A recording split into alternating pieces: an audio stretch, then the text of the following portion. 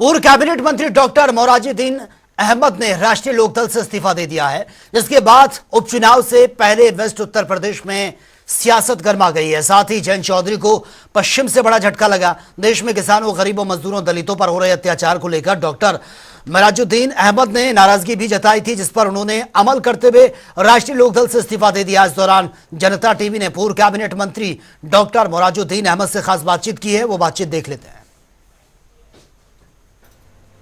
उत्तर प्रदेश सरकार में कैबिनेट मंत्री रहे डॉक्टर मोराजुद्दीन राष्ट्रीय लोकदल से इस्तीफा दे चुके हैं। क्या कारण है इस्तीफा देने का? हमारे साथ खुद डॉक्टर मोराजुद्दीन साहब मौजूद हैं, उनसे बात करेंगे। असली बात तो सेकुलरिज्म की राजनीति है। हम पॉलिटिक्स करते हैं सेकुलर। हमें ये बर्दाश्त नहीं होता कि हम किसी हिंदू को गाली दें या किसी मुसलमान को गाली दें।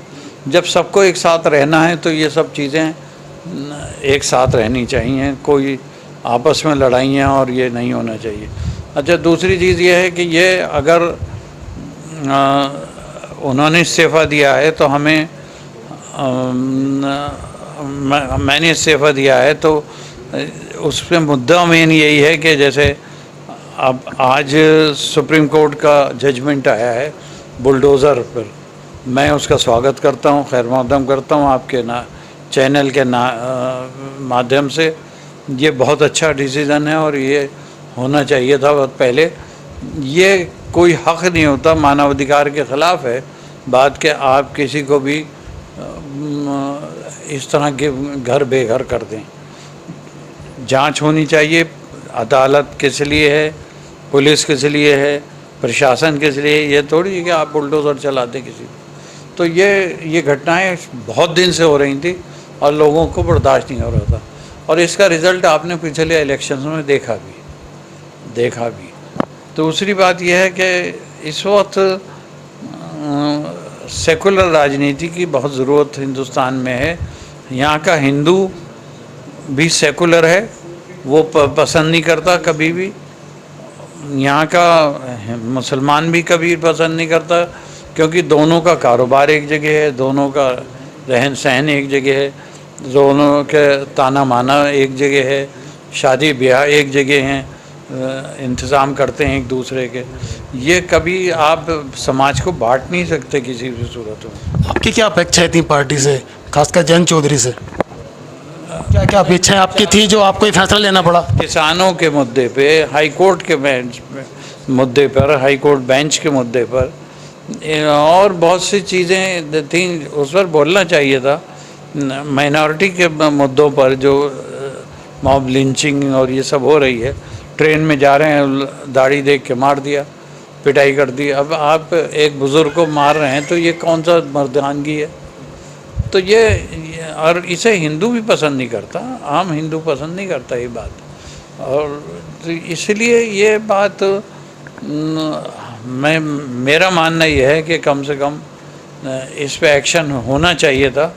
और हम लोगों का इरादा ये है कि अभी हम मीटिंग भी कर रहे थे कि डीजीपी और मुख्यमंत्री से टाइम लेकर हम लोग एक डेलीगेशन लेकर मिलेंगे और ये कहेंगे कि साहब ये जो हो रहा है इसे रोकिए आप। आपका इस्तीफा स्वीकार कर लिया पार्टी हाईकमान? हाँ, इस्तीफ़ा तो स्वीकार नहीं किया अभी तक, मगर ये कि भेज दिया मैंने और एक्सेप्ट हो जाएगा, जाहिर है, मैंने उसमें कोई वो नहीं है।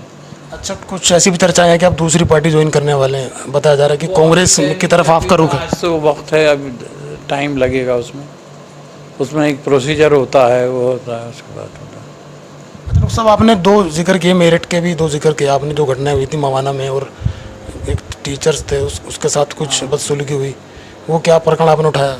वो टीचर एक थे मवाना में, हाफिज साहब, वो उस बच्ची का इल्ज़ाम लगा के उन्हें मारा और फिर उन्हें बंद कर दिया और जेल भेज दिया और पास्को और क्या क्या लगा दिया उन पर।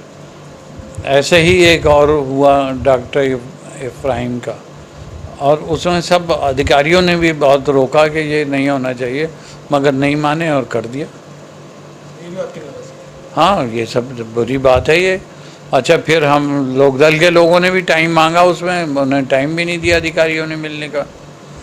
आपके पार्टी छोड़े जाने के बाद जो उपचुनाव होने वाले हैं, यूएसटीपी के अंदर भी चुनाव है, उपचुनाव, क्या लगता है आपको झटका लगेगा आरएलडी और बीजेपी को? और क्या, पब्लिक बता देगी। ये तो देखिए, एक अदालत है पब्लिक की, उसमें जाएगा मैटर और पब्लिक खुद डिसीज़न लेगी, फैसला लेगी, और वो देखेगा आप क्या फैसला लेती है। शुक्रिया आपका। तो ये थे डॉक्टर मेहराजुद्दीन साहब, जिनका कहना है कि उन्होंने पार्टी से इस्तीफा दे दिया है। हालांकि पार्टी ने भी इस्तीफा स्वीकार नहीं किया है। इसके बाद उनका क्या स्टैंड होगा, क्या रुख होगा, ये देखने वाली बात होगी। मेरठ से सरफराज अहमद, जनता टीवी।